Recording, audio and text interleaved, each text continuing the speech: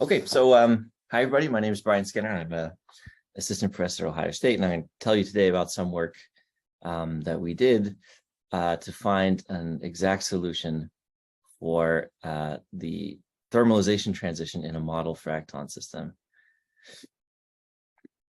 Okay, so most important thing to know is that this is what I'm describing here is not really my work. It's the primarily the work of Calvin Pozderac, who's in the audience. So if I get asked any hard questions, he might be able to bail me out.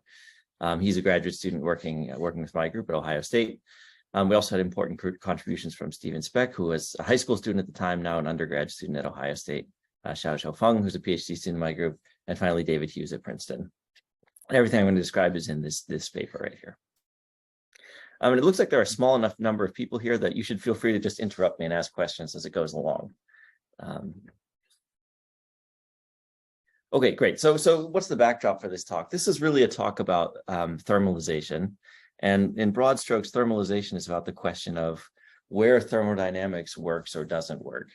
So if you just maybe allow me to give an overly broad reminder here, what we think of as thermodynamics generally works under the basic assumption that a system is able to explore all the microstates, all the configurations that are consistent with its conserved quantities. So in other words, you say the system has a fixed number of particles and a fixed energy or something like that. And then you enumerate all the possible states that have that number of particles and that energy, and you assume the system explores them all with equal rate. So, most of our landmark results in thermodynamics are operating under that assumption. So for example, when you derive the Boltzmann distribution, you are maximizing entropy subject to those constraints. Or when you derive the Fermi-Dirac distribution, you're similarly maximizing entropy under constraints of fixed energy and fixed particle number. So there's sort of a general question of when is it okay to make that assumption that the system is able to explore all the states consistent with its conserved quantities? Where that assumption is violated, we usually say ergodicity is broken. And the system is unable to thermalize. It's unable to explore all the states consistent with its conserved quantities. We have many examples in real life of things that effectively break ergodicity. And in physics or in condensed matter, we usually call them glasses. And the idea is always that there's some set of states. This is a kind of schematic figure of configuration space, whatever that means. There's some set of states, and the energy depends on the states. And the system is not able to explore all the states consistent with a given energy because there are somehow big mountains and deep valleys in the space of energy versus configuration. And so the system effectively gets stuck in one valley.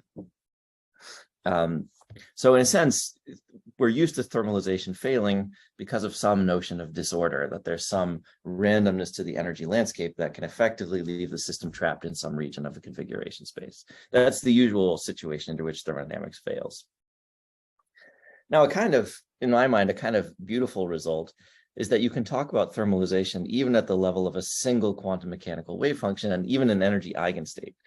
So usually if you say, I have a quantum mechanical problem and my wave function is an energy eigenstate, then there's no sense in which it's exploring anything. It's a stationary state. It's an eigenstate of the Hamiltonian, so the wave function is just what it is. And so you wouldn't think that there's a way of talking about the system exploring all the configuration states, all the configurations associated with that energy. But in fact, there is a way to talk about thermalization of a single quantum state, and that's using what's called the eigenstate thermalization hypothesis. And the idea is to take your quantum state, and we can represent it as a density matrix. And now divide your quantum state into some large subsystem and everything else.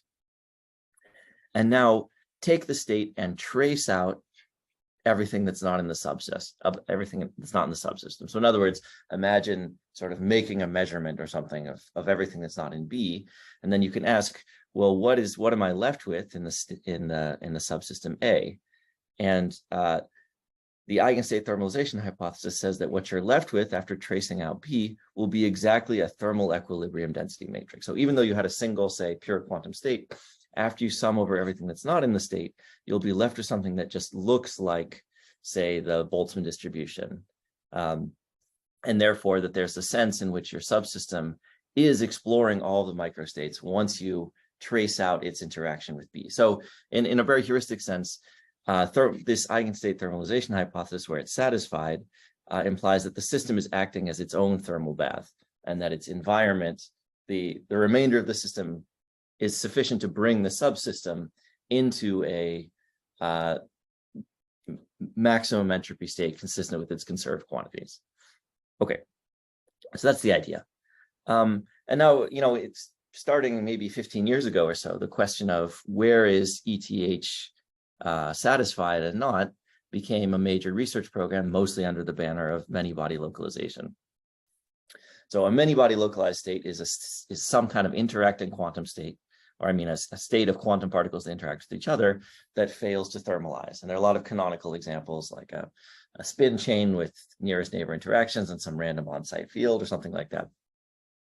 But the basic idea is that you can look in the space of the energy of the state and the strength of some disorder in the problem. Ignore this vertical line and all the lines. Basically, ignore all the lines here except for this one that separates blue and green. And there's a sense in which, at different values of energy and at different values of disorder, the system can either thermalize or not thermalize. It can be localized or thermalized. And this is a major research program. But what I want to talk about today, I want to distinguish from MBL because I'm going to talk about a thermalization transition that does not involve disorder. So here, all versions of localization require strong disorder that essentially gets the system stuck in some corner of configuration space. And I want to talk about a version of localization or of a thermalization transition that does not involve disorder of any kind. Okay, so the context is what I'm going to call what are called fractons. So generally speaking, a fracton is a type of excitation in a quantum system that cannot move through the system, or it can move in only certain, limited subspaces. When it can move only by creating some kind of a chain of energetically costly defects in your system. So fractons kind of took off as a field following this paper by Zhongwan Ha, where he was trying to imagine some kind of quantum system where you could put information in the system that could not be altered except by a huge, extensive chain of operators. Okay. And the model that he was talking about had some kind of fractal structure. That's why I call it fractons, but there'll be no fractals in this talk, so you don't have to worry about that. It was actually, a lot of us realized later that actually a lot of the similar ideas had been proposed by Chamon in 2005, but the name fracton sort of stuck. So I want to sort of give you a very simple way to think about what a fracton is and how it appears. This is this little sort of bit of Zen that I'm going to try to impart to you. I learned from Andrei Gromov, and he said he learned it from Liang Fu, so I have no idea who originally came up with this idea, but let's just imagine the following picture. Imagine a one-dimensional universe, and you see a charge in that one-dimensional universe. And you can perhaps, if that charge moves to the right, so you could say maybe that charge moves to the right or to the left, and when it's moving, what is actually happening? Why is the charge allowed to move? Well, one thing that you can say is that for the charge to move, what's really happening is you're pulling from the vacuum a dipole, a plus and a minus charge. So I have a universe, say, where the charge is conserved, but I can still summon from the vacuum a, particle-antiparticle pair, so like charge and negative charge. And now I pull that charge out of that dipole out of the vacuum. The minus charge will annihilate the plus charge, and what will be left behind is just the plus charge, but now in a new position. So in a sense, every time I am moving a charge around inside my hypothetical 1D system, what I'm really doing is I'm summoning a dipole from the vacuum. And that's what makes the charge hop around. But now you can ask, well, what if for some reason I have a system for which I am not allowed to summon dipoles from the vacuum? Like, suppose that the rules of my universe is that the dipole moment of the universe is strictly conserved. So I cannot pull a dipole moment out of the vacuum. The lowest order thing that I'm allowed to do is to pull two opposite facing dipoles. Okay, so if I pull these two opposite facing dipoles out of the vacuum simultaneously, then I will still preserve the total dipole moment of the universe, because this is a right facing dipole and this is a left. And now if I bring them up to interact with this charge, what's left with is this configuration of 3. So you can think that this plus charge has managed to hop to the right, but only at the expense of introducing a new dipole. So I've paid the price of creating a particle-antiparticle pair, and that was necessary in order to move this charge to the right. So in a universe where the dipole moment is strictly conserved, charges can only move through the process of creating an energetically expensive defect, which in this case is the dipole, a new dipole. Now, so I'm missing a point. How do you get a net charge in the end if there were only dipoles? Oh, sorry. I just declared to you that my initial state of the universe had one charge in it. So okay. if I declare from the beginning that my universe has a +1 charge, then that +1 charge is allowed to move, but only by creating new dipoles from the vacuum.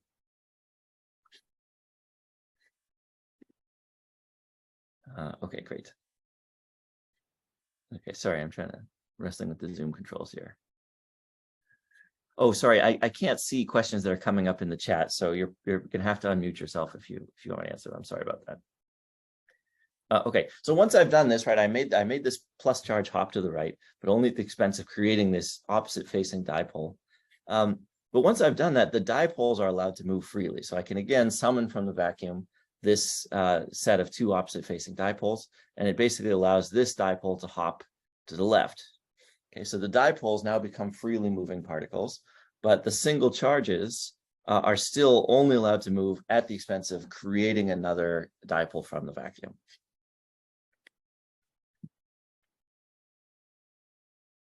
Okay, so this is a kind of a toy model, but actually, you know, there was some very nice work by Pretko in 2017-18, pointing out that anything we think of as fractons is actually associated with higher order conservation laws. So in this case, the rule that the universe must strictly conserve the dipole moment introduces this strange dynamics where single charges cannot move except by creating defects out of the vacuum, in this case, the dipoles, while the dipoles themselves can move freely. Okay, so this is a kind of an example, a fracton system, and I'm actually going to stick with this for the remainder of this talk, this 1D example of particles hopping on a 1D line.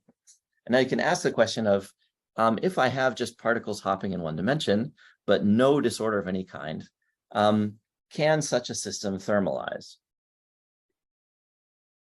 So this question, to my knowledge, was first, you know, considered seriously in this paper in 2019. And they decided to look at what was in their minds a generic kind of dynamic. So specifically what they considered is, what we call a spin one chain. So a chain of many spins one, which basically means at each site, the spin can have three values, +1, -1, or 0. And now they said, let's suppose, so I can map the three states of the spin onto a charge, -1, 0, or +1 if I want. That's just a change of name. And now they said, well, let's consider some kind of generic dynamics. So they didn't want to write down a particular Hamiltonian. They said, let's just think about the most random dynamics possible. What they did is to consider a random circuit of dynamics. So here you have a sequence of 3 site operators. That's what these blue blocks mean. They mean that, say, at this initial time, you take these 3 spins, you apply a random unitary matrix to them that sort of entangles or mixes their state. Okay. Now, the reason you have to have I'll explain that in a second. So they imagine such a dynamics like this, completely random unitary dynamics. Okay. So there's no concept of a Hamiltonian or of energy here. It's just randomly evolving the state subject to charge and dipole moment conservation. Now, if you think, what can this unitary operator be that conserves both charge and dipole moment, you find that it has a very specific structure that basically all the unitary matrices that you can write that conserve both charge and dipole moment must have this kind of block diagonal structure where there are 4 2x2 blocks, and otherwise everything else just on the diagonal, just a random phase. And the state of this matrix is basically the 27 basis states of having 3 spins, each with 3 possible values. And if you think about this, actually, what you're really seeing is that these 4 2x2 matrices represent only 4 possible transformations between the basis states that conserve both charge and dipole. So the 4 transformations are basically like this. You can imagine having, say 0 plus 0 go to plus minus plus. So this is a transformation that conserves both charge and dipole moment, or 0 minus 0 going to the minus plus minus, or similar. So if you want, you can think of this process at the top as sort of the one I was showing you before, where the plus charge hops to the right and it leaves behind a dipole. And this is, say, a minus charge hopping to the right and leaving behind a dipole. And these last two are free sliding of a dipole. Okay, so these are the only operations that you can apply to the system on 3 sites that conserve both charge and dipole. And you might notice that actually all of these operations correspond to either adding +1 minus 2 plus 1 or -1 plus 2 minus 1. These are the only sort of simple operators that conserve both charge and dipole. So what did they get? So they studied the system sort of numerically, and they found that the system does not thermalize. So, there are different ways they probe this question, but one thing you could do is just start with an initial state where the charge density, or the charge is 0 everywhere except at, say, at site 3, where it's 1.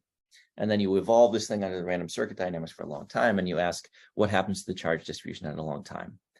And if the system were thermalizing, then you would expect the charge density average over a long time to go to the charge density consistent with maximal entropy, which in this case corresponds to something decaying exponentially from the left toward the right, which would be like, the density of air in the atmosphere or something decays exponentially as you go up, because you've essentially conserved energy, which is like center of mass of a charge part of a molecule in the atmosphere. So that's what you would expect for the maximum entropy state. And that's not what they found. So they said this system under this model fails to thermalize without any concept of disorder. So in the couple of years that followed, it was pointing out that actually the way to understand the failure of thermalization is by what's called Hilbert space fragmentation, or shattering. That was pointed out by these 2 papers. And what they pointed out is actually the reason the system fails to thermalize is that the Hilbert space, or the set of possible configurations, fragments into distinct disconnected subsectors. So there can be sets of states that have the same values of all the conserved quantities, but cannot be connected one to the other by the dynamics. So actually, what's the difference between disorder and random? So yeah, there's randomness here in the sense of the operators that are applied, but I want to make the case that the thermalization does not have to do, or the thermalization or failure to thermalize has nothing to do with the randomness in the operators, that it's a result of the structure of the Hilbert space itself. And maybe I'll explain that in just a little bit. But certainly in the model I've described, there's no what we call quench disorder.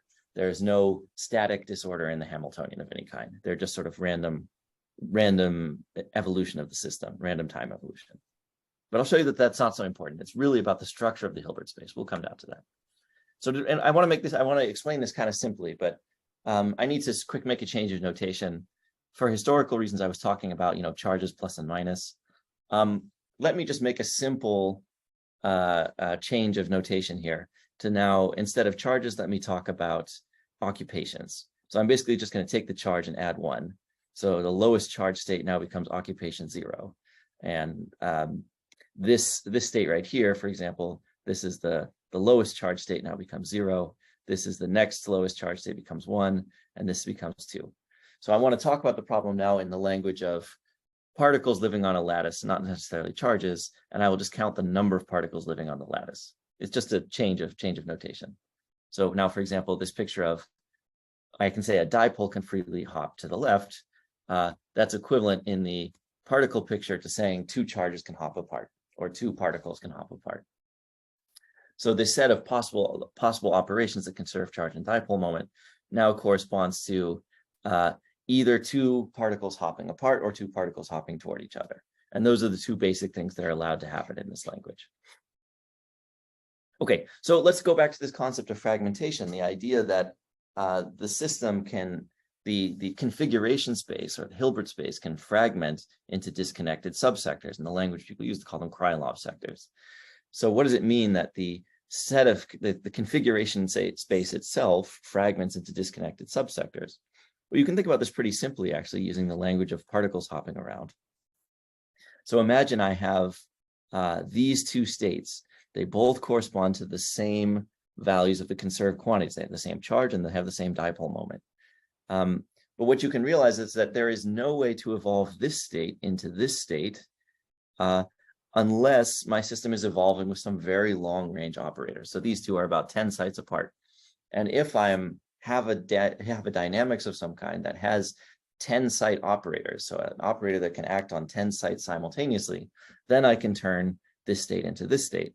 But if I don't, if my dynamics, my Hamiltonian or circuit dynamics involves only limited local operators, then those limited range operators can't do anything to this state. There is no possible transformation that operates only on a small number of sites that can move this particle around, because anything that moves that around does not conserve the dipole moment.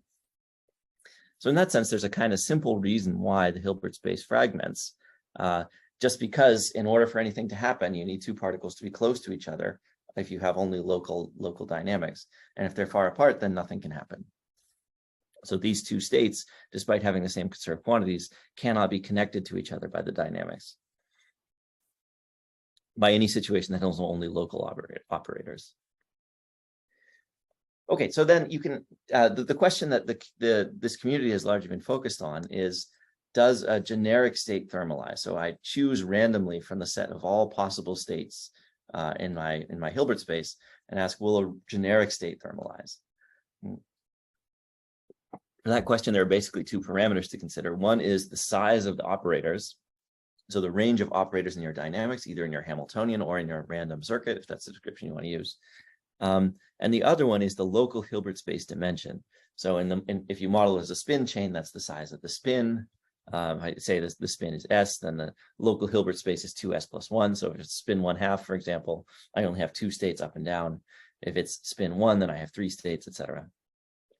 Yeah, I can similarly write that as the Hilbert space dimension is n max plus 1, where in the particle language, n max means the maximum number of particles I can put at a given site on my 1D lattice.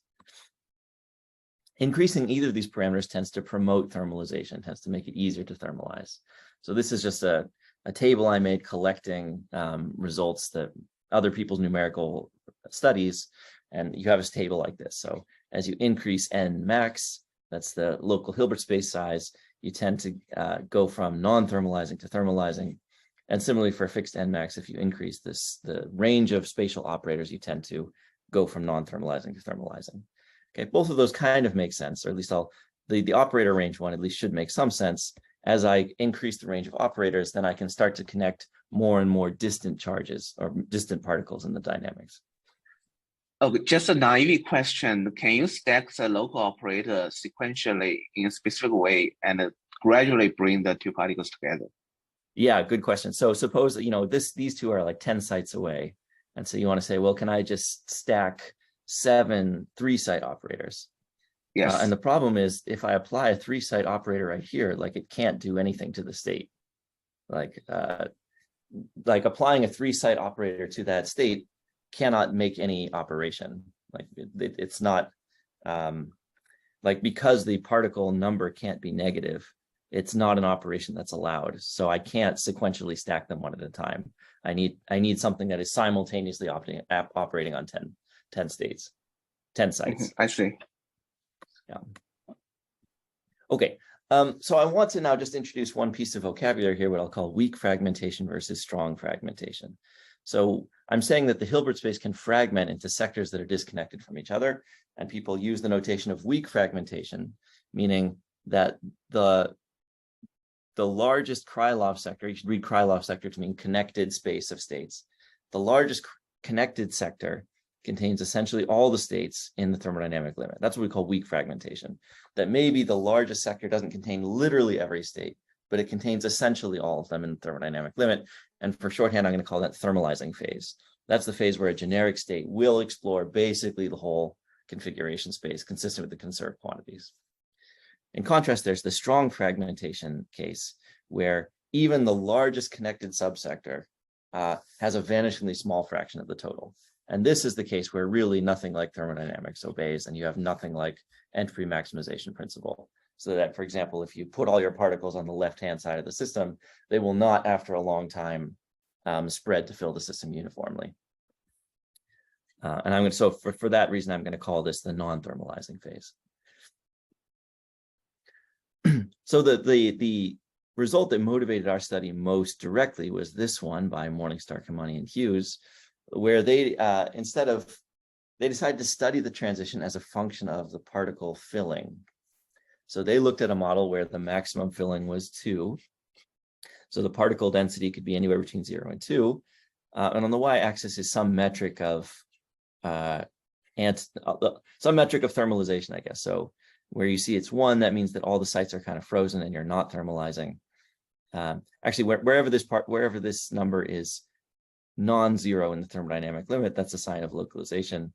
Anyway, the upshot is what they found is that there's some window of filling, so just the filling of the state, where you get thermalization versus not thermalization. So they find there's a window around filling 1 where you get thermalizing dynamics, and then as you change the filling, you have a continuous transition from thermalizing to non-thermalizing dynamics. So is the symmetry particle hole symmetry of the graph? This is a particle hole symmetry. Yeah, so that you could just relabel your states to going from 0 to 2. You could just relabel 2 as 0 and so forth. So there has to be a particle hole symmetry in this problem. It's just redefine the dipole direction. I think, well, maybe, yeah. It's basically just relabeling the basis states. You're calling them 0, 1, 2, but you could have just relabeled them as, 2 becomes 0 and 0 becomes 2. Yeah. So you have that particle hole symmetry in this problem. And this was under some kind of random dynamics with operator size 4. So it's an interesting question. And now the question that we're after is, how do you understand this continuous transition? Like, can we solve for what is the critical filling? And can we solve for the critical exponents of the transition? Now this is some continuously transition that does tune transition that does not involve disorder. Can we solve for it? Okay, so you may notice that up till now I have not written down a Hamiltonian of any kind, and so probably there's some people in the audience who are unhappy about that. But in this talk, I want to kind of abstract away from a specific Hamiltonian to just consider the structure of the Hilbert space itself. So just, there are in fact many ways to introduce fracton constraints. One that's really becoming common right now is to have a tilted optical lattice. So you have some kind of trap and you put particles in the trap. But if you initialize your system into an energy eigenstate and your energy is tilted as a function of position, then one particle cannot hop alone because that would not conserve energy. And instead, the lowest order process is 2 particles hopping either simultaneously away from each other, simultaneously toward each other. So this is maybe the most promising, or at least the most actively considered experimental protocol for trying to realize the sort of fracton dynamics. But I just want to make the point that you could write many different kind of Hamiltonians if you wanted. So you could write, say, a 3-site operator. This is a kind of a pair hopping term on 3 sites written in the spin language, or you could write a 4-site term and so forth. So there are many Hamiltonians that you could write that have conservation of charge and dipole moment. But I kind of want to abstract away from that in this talk and just ask the question about what is the connectivity of the state space itself, of the Hilbert space, under some local operators of range L. Okay, so now I'm finally ready to tell you what did we actually study. Now 30 minutes into the talk, excuse me. So the model we actually studied was to take a 1-dimensional lattice that has L sites in it. We will strictly conserve the charge and the dipole moment. And for now, I'm going to allow the local Hilbert space to be infinity, by which I mean the number of particles on any given site can be unlimited, 0 to infinity. And we're going to imagine evolving by some L site operators. Now I'm kind of drawing this as a random circuit of operations. Actually, that doesn't really matter, as I'm going to describe. We're really studying the connectivity of the state space itself under operations of a particular spatial range, which I'll call L, script L. And the questions we're going to ask is, what is the critical charge density associated with thermalization? So where is the thermalization transition? And how does the location of the transition depend on the operator range? And what can we say at the critical exponents of the transition? Okay, maybe this is a good time to pause and make sure people know the question I'm going to talk about.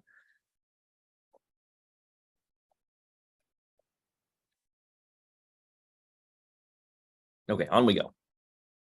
So I told you what we want to study is the configuration space itself. So let me define that really specifically, how we're going to assess the transition through the properties of the state space. So first, we'll fix the value of the conserved quantities, which are the charge and the dipole moment. So I'm going to define the charge in terms of the charge density, the little n, L is the system size, and we'll fix the dipole moment P. And for a given value of the for a given value of the conserved quantities, I can discuss two different sets of states. I can talk about the symmetry sector, which is the set of all states consistent with the conserved quantities, charge and dipole. And I can talk about what we'll call the largest Krylov sector, which is the largest set of states that are mutually accessible to each other by L-site dynamics, script L size operators. And again, we'll define the thermalizing phase as the one where the largest Krylov sector contains essentially the entire symmetry sector in the limit of L goes to infinity, and the non-thermalizing phase as where it contains essentially none of the symmetry sector in the limit L goes to infinity, or a vanishingly small fraction of the symmetry sector. Okay, good. So could there be something in between? Yeah, sorry, go ahead. Could there be something in between where there's some number between 0 and 1 in this limit? Yes. Okay. So you mean, is it possible that in the thermodynamic limit, there's a phase where the size of the largest Krylov sector is half of the total, half the symmetry sector? For example, yes. Yeah. I don't see a strong reason why that can't happen, but I'll tell you that it didn't happen. So we didn't have to worry about that intermediate limbo phase, but maybe there's a way to think about a situation where there is something like that. Thank you. Yeah. Okay, good. So Calvin and other people in my group were studying this problem, and we were trying to think about it in different ways, but eventually it occurred to someone to just let's just try to brute force this thing numerically. Let's just study it numerically. And I think what we tried was start with an empty system, so it's a chain of just all zeros, and then start adding particles one at a time, and just explicitly find how big is the symmetry sector, how big is the largest Krylov sector, what does the largest Krylov sector look like? And what we found is that as you do that, the largest Krylov sector will always contain two states. It will always contain a state where all the particles are sort of bunched up on one side in the middle, and a state where all the particles are sort of spread out into a long chain of contiguous ones. I'll sort of call this the fully extended state, where all ends are arranged in a chain of contiguous ones. And it's always possible, say we started with just 3 site operators, it's always possible to transform this state into this and back, and through a chain of all sorts of intermediate things where the particles are more or less spread out. So that was a sort of a hint. Why does n have to be odd? Oh, sorry, if n isn't odd, sorry. I'm focusing here on, for the moment, I'm focusing on the dipole moment being symmetric with respect to the middle of the system. I see, okay. So if I had released that constraint, I wouldn't have to. But if I still kept it, then I would have like n/2 and n/2 in the 2 sites that straddle the midpoint. Anyway, it's a detail, it doesn't matter very much. Okay, so then eventually you can say, well, okay, let's just start enumerating the size of the largest Krylov sector. Maybe it will have some kind of interesting, functional dependence that will jump out at us. So Calvin just started counting the size of the largest Krylov sector with increasing particle number and got this sequence, 1, 2, 4, 9, 22, 50, etc. And you can stare at that sequence and try to figure out, where it comes from or what function could describe it. But eventually, Calvin had the bright idea of putting this into the online encyclopedia of integer sequences. I don't know if you guys know about this website, but it's kind of a magic thing. You put in some integer sequence that you are curious about, and then it will plumb the depths of mathematical literature. And then we put this sequence in, it said, oh, this is a known sequence that corresponds to the number of different score sequences in an n-team round-robin tournament. And this was a very big clue that allowed us to kind of break this problem open. Okay, it's not at all clear what an n-team round-robin tournament is or what it has to do with this problem, and that's what I'm going to explain to you now. Okay, so what is a round-robin tournament? Round-robin tournament is kind of a sports thing where you have n teams that all play each other once, and then you see, who won how many games. So in a mathematical sense, you can represent a round-robin tournament by a graph where there is an edge connecting all 2 nodes, or any pair of nodes in the graph, and it's a directed edge that just tells you who won. So I have here a round-robin tournament with 5 teams. So there's an arrow connecting any pair. And in this case, say the arrow goes from A to B, which just means A defeated B. So that's how you represent graphically a round-robin tournament. And a score sequence is basically a list of winning records organized from winningest team to losingest team. So in this case, the score sequence would be 3, 3, 2, 1, 1, because there were 2 teams that won 3 games, 1 team that won 2, and 2 teams that won 1. So that's the meaning of the score sequence. So what does this have to do with our problem? It turns out that we can map the question of how big is the largest Krylov sector into the question of what is the total number of possible round robin scoring sequences. And the mapping works by saying, let's take this number, the number of games won by a particular team, and map that onto a particle position. So the number of teams that won X games will be mapped onto the number of particles at position X. So in this case, there were 2 teams that won 3 games, which means we'll put 2 particles on site 3. Okay, so the miraculous thing happens when you start imagining, how would I explore the set of all possible round robin tournaments? Well, what I would do is I would just start flipping the direction of all these arrows. But if you flip one of these arrows, let's say you flip this one, if we flip this arrow, then I'll go from a situation where 2 teams won 3 to a situation where 1 team won 2 and another team won 4. And in the particle language, that corresponds exactly to 1 particle hopping down and 1 particle hopping up.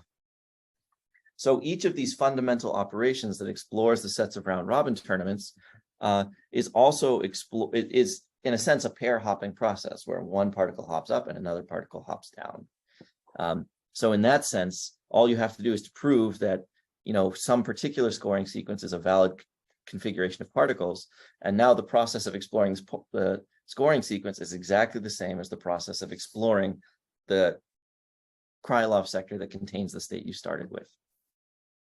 Okay, I'm being a little bit I'm glossing over some of the details here, but Calvin worked very hard to prove a one-to-one correspondence between these problems, and indeed there is. That this problem of the number of possible scoring sequences in a round robin tournament becomes exactly the same problem as the size of the largest Krylov sector.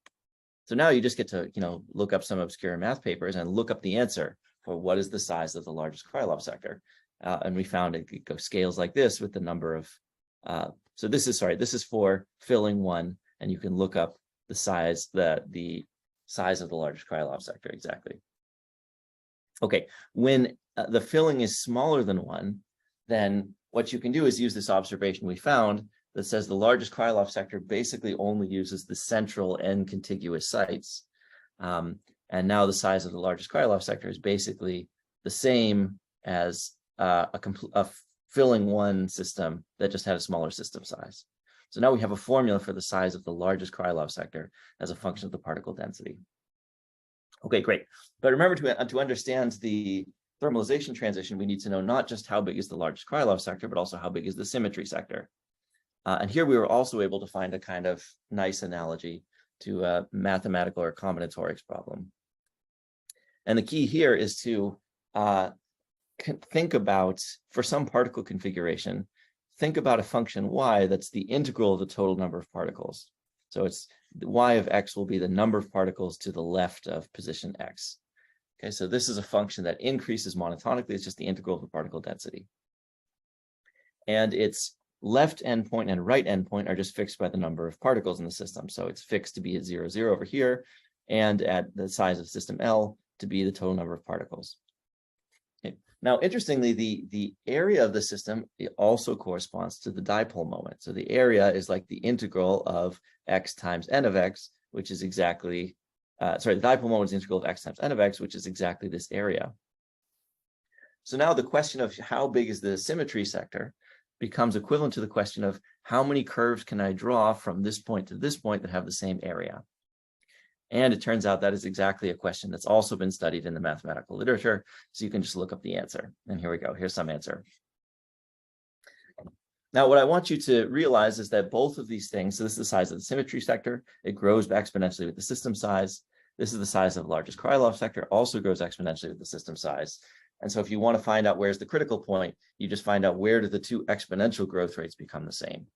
So you make the ratio between them. It looks like a function like this. Now you look, where does the exponential growth rate, this thing, where does that become 1? And it becomes 1 exactly at n equals 1. So from there, we say that, aha, for the model we're studying that has operator size 3, the critical point is exactly at 1, at filling 1.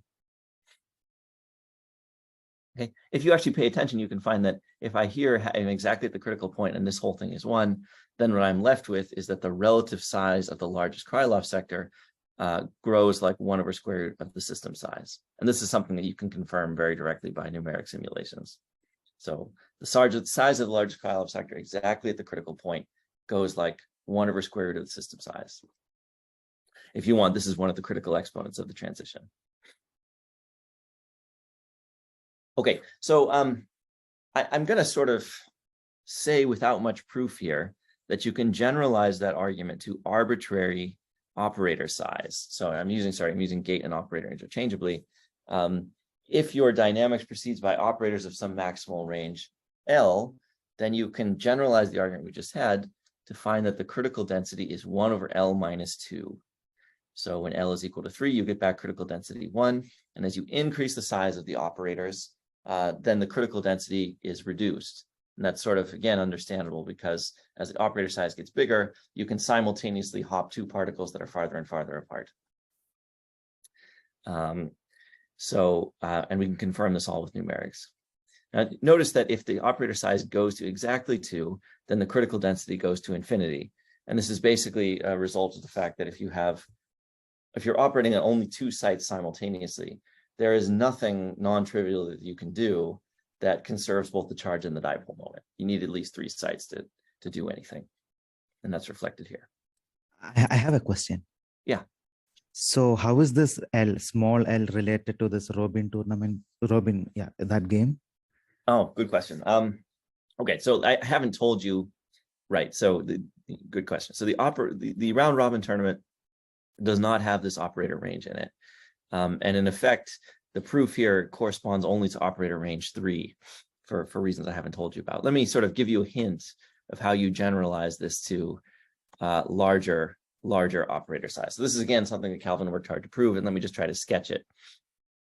Basically, what he did is to consider 2 states that in the thermodynamic limit have the same density 1 over L minus 2, but are differ only by 1 particle in the system. And then you can prove that, so these are states that are infinitesimally close to the critical value. And you can prove that one of those states will be thermalized and one of them not. So in other words, that in more detail, the idea is that one of these 2 states, state A, has a unique fully extended state. So in other words, no matter how you arrange the particles, you can keep stretching this state out until, and no matter how you start, you'll always arrive at the same final state. Whereas in the second case, you won't. So, okay, very roughly, the idea is to think about, I sort of mentioned in the beginning that when you have operator range 3, you can start with all your particles in the middle, and then you can spread them out until a long chain of contiguous ones. Well, if your operator is bigger than 3, if your operator range is greater than 3, then you can stretch things out a little further, and you can have a fully extended state that's a 1 and a bunch of zeros and a 1 and a bunch of zeros, and the number of zeros is just script L minus 3. So basically the intuition is that if you can make this fully extended state to fill the whole system, then you're thermalized. But if even the fully extended state cannot fill the whole system, you're not thermalized. That's the rough intuitive argument. Sandeep, I feel like I didn't answer your question, but yeah, thanks. Okay. Can I add a quick note there? Yeah, sure. So there is actually a picture of L in the tournament case as well. And you can generalize the tournament argument to generic L by thinking of a L minus 2-fold round robin tournament. So if instead of each team playing each other once, they play each other twice, then the number of scoring sequence there represent the size of the largest Krylov sector for a 4-site gate. And then generically for larger L, it's an L minus 2-fold tournament. Basically, if you have more games between each team or each pair of teams, then you can think of switching those results between each pair of teams as effectively a larger gate or a larger operator. Okay. Yeah, thanks, Calvin. Yeah, I'm eliding over all the clever and hard things that Calvin did just for the purpose of not dragging this on too long. So that's basically our biggest result, that you can solve exactly for where the critical point is. Now let me say, what do we know about the critical exponents of the transition? The first one is that the correlation length exponent nu over nu equals 2 is universal, and you can make a very simple argument for it. Basically, the way to think about the correlation length is it's the typical size of a locally thermalized region inside a non-thermal system. So if you imagine, this color is supposed to suggest fluctuations of the density as a function of position. So the particle density is increasing and decreasing in such a way that the average density of the whole system is below the critical value, but you will still have local regions where the local density is bigger than the critical value. So you say this local region is thermalized. And then if you want to know, how big are such regions typically, then you can just sort of make a central limit theorem argument where you say, okay, this subsystem has some number n0 particles, and that number will be drawn from a normal distribution with average, given by the global average particle density, and a variance that's proportional to the system size. Okay, that's just central limit type theorem thinking. And then you say that subsystem is only thermal when this number n0 is greater than this sort of critical value associated with thermalization. And this can be reasonably likely only when n minus the expected number of n is of order the standard deviation, or the order the square root of the variance.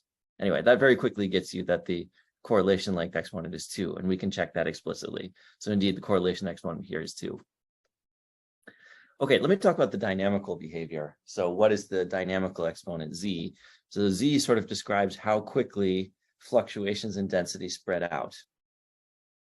And of course, in the non-thermalizing phase, fluctuations of density don't spread out. They're sort of locked in place, and you don't go to a uniform state after a long time. But in the thermalizing phase, there's a sort of a universal subdiffusive dynamics that has z equals 4. So in normal diffusion, you put a lump of charge somewhere, it will spread out, or a particle density lump, it will spread out like t to the 1/2. It's sort of been shown by a couple different people that here, in the case where you have this higher order conservation law with dipole moment conservation, that lump of charge spreads out as t to the 1/4. In my mind, okay, there's some sort of very general arguments here, but in my mind, there's a kind of a simple cartoon picture for where the z equals 4 comes from. And that's to imagine, put a fracton charge here in the origin. And I sort of mentioned this fracton charge can jump to the right or left only by emitting or absorbing a dipole. So it can jump to the right only by emitting a dipole that faces to the left, and then it can jump back if it absorbs that dipole. So then if I want to know, say I paint one of these fracton charges red and I say, how far has this fracton charge wandered after a long time? Then I can say, okay, well, it moved to the right or left only by emitting a left or right facing dipole. So its position after a long time is the number of left facing dipoles minus the number of right facing dipoles. And now I have sort of, on average, these two numbers will be the same, but there will be square root of n fluctuations between them. So the typical excess of right facing dipoles minus left facing dipoles is like the square root of the total number. That's just what you call Poisson statistics. So now if I imagine that there's some kind of random circuit dynamics or whatever, so that these dipoles are being emitted at constant rate t, but there's also a finite chance that they will return to the origin and be reabsorbed by the fracton. So the probability of a dipole not having returned to the origin during its entire lifetime t is like 1 over square root of t. This is the same thing as saying, if a random walker starts at the origin and it walks for a time t, what's the probability that it has never returned to the origin? And that's 1 over square root of t. So I just chain these things together and I say the number of surviving dipoles is like the square root of t. And now the square root of that number gives me the typical displacement of the fracton, so I get t to the 1/4. Anyway, it's just kind of a simple argument for where the z equals 4 comes from. It comes from the fact that in order to diffuse, a fracton has to emit a dipole, but there's a 1 over square root of t probability of the fact that the dipole will come back and eliminate the initial hop of the fracton. Okay, anyway, sorry. So, but what is that at the critical point? So indeed, we see z equals 4 inside the thermalizing phase, but what do we see exactly at the critical point? And the answer is that it's kind of hard. We did our best. We looked for some kind of scaling of some kind of correlation function. And that scaling with time should tell you what the value of z is. But the short answer is the correlation function doesn't scale that well, which means that either the value of z is not well defined or it's just very large. So our best efforts to fit the value of z, put it somewhere around 6 or bigger, but I don't want to take that too literally. So whatever the dynamical exponent z is at the transition is large.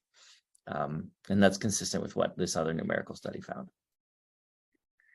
Okay, so I want to end with kind of a provocative comment here. So what we have definitely shown is within this context of a model where the local Hilbert space dimension is infinity. So in the particle language, the number of particles at any given site can be 0 up to infinity.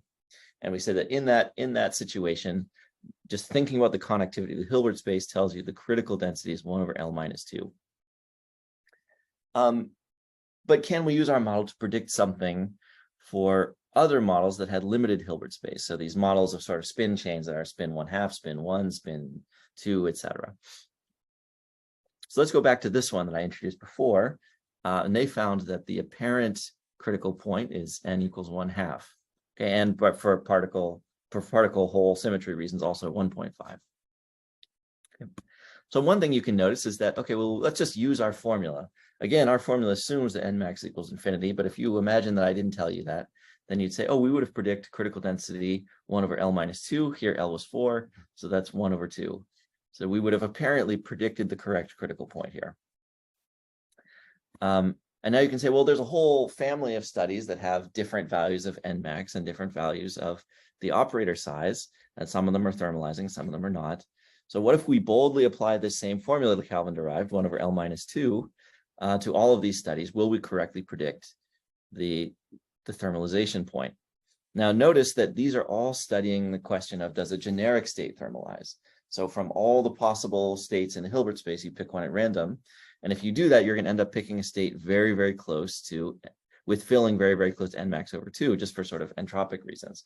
There are many, many ways to make a state that has average filling. So now the question is, would I expect that a state at n max equals 2 is thermalizing? So that's, that's basically the question. So can I understand this table as a critical density having approached n max over 2 or not?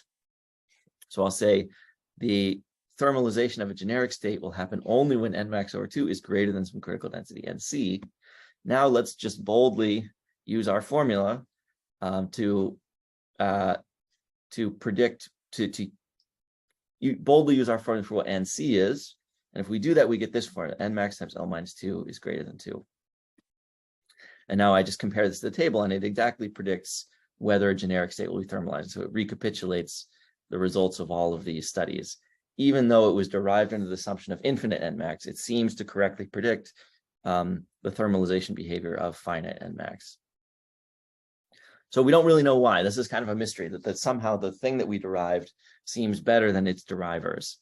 But there's a hope to show somehow that this critical density, 1 over L minus 2, is universal regardless of the size of the Hilbert space. Can I ask a quick question? Yeah. There's another pattern which is n max plus L is 5 or greater than 5 or not. Is that related? Sorry, n max plus 5. Sorry, n max plus L. If it's less than or equal to L, it's not thermalizing, and it's greater than 5, it's thermalizing, at least in this table. Yeah, so you said n max plus L greater than 5. Yeah. Well, one reason that can't be the whole story is that if L is equal to 2, then you cannot thermalize. So no matter how big n max is, if L is equal to 2, no thermalization is possible. And that's captured by this formula, but not, I think, by the one you just told me. So this thing has the nice feature of that when L goes to 2, nothing thermalizes. Okay, thanks. Yeah. Again, this is just sort of pointing out what may or may not be a coincidence, but it looks like the formula we derived is better than the assumptions we made to derive it. Okay, that's pretty much it. So just what did we prove here? We considered this sort of simple model of thermalization transition in 1D fractons. So thermalization breaking without any disorder. And we can derive exactly what the critical density is as a function of the operator size just by thinking about the structure of the Hilbert space itself. And we get value of the correlation length nu equals 2. It's universal. The value of z at the transition is large. Might be it's still mysterious to us. Might not be well defined. And we suspect that this value of NC holds more universally than the model we derived. Okay, so that's all I have. I'll happy to take any questions.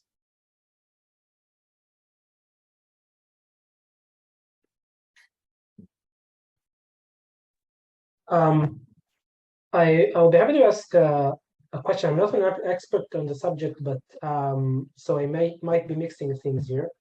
But you mentioned a relation to an experimental realization in a tilted lattice. So I'm asking if there is any direct or indirect relation to Stark localization. Sorry, like say to charge localization? To Stark localization. Oh, Stark localization. Like when you have a tilted potential. Good. I guess the best thing I can say is I don't know. Yeah. Okay. Sorry, there might be. I don't know. Okay. Yeah. Sorry. I thought maybe there might. I thought there might be like some indirect relation because of the, But yeah, that's a speculation, not anything more than that. Thank you. Yeah. Yeah. Sorry, I don't know the answer. Mm. Okay, I'm trying to bring back the video panel, and I somehow can't find the way to do that. Like I can't see anybody. Brian? Yes, hi. Hi. I have a question. As far as I understand your presentation, this is classic. Somehow, no. I mean, you are not putting the exclusion principle here in your model. Yeah, that's correct. Like in a sense, we're just studying the connectivity of the Hilbert space itself, and there's no. Yeah, that's right. Thanks. Yeah. Brian, could I? What would happen if you started from a uniform distribution, a uniform density, but below the critical point?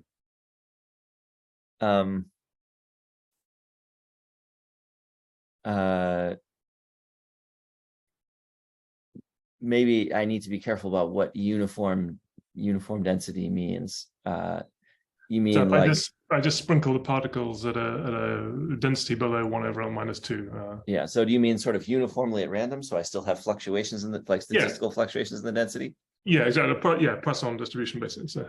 Yeah. So then you'll end up with sort of locally thermalized regions and locally non-thermalized regions, sort of in this picture that I was trying to sketch. So you'll have sort of regions that are locally above the critical density and can sort of locally thermalize, separated by non-thermalized regions. So it would look kind of, it would become kind of inhomogeneous, would it, or inhomogeneous on a larger scale? Or? Yeah, that's right. I mean, just those sort of square root n fluctuations are going to create inhomogeneity. Mm-hmm. Okay, great, thanks.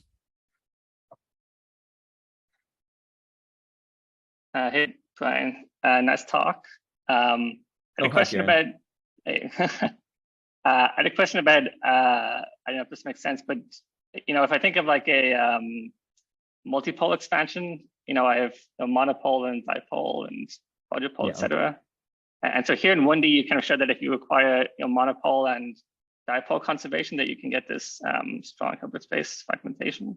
Mm-hmm. So if I want to go to 2D or 3D, do I need to additionally add quadrupole or octupole conservation in order to do this, see similar physics, or is it enough to also have dipole conservation, say in 2D? Yeah, okay, there are many different versions of this problem that you can write down with all sorts of different conservation laws and operator, and there's like a kind of a small industry of people exploring different things than that. But in 2D, there is a version of this problem that has a thermalization transition that just has dipole moment conservation in X and in Y. Oh, I see. Okay, so you don't need quadrupole necessarily. It's just enough to have dipole in two different. Yeah, I'm pretty sure that's correct. Okay, yeah. I see. Interesting. Okay.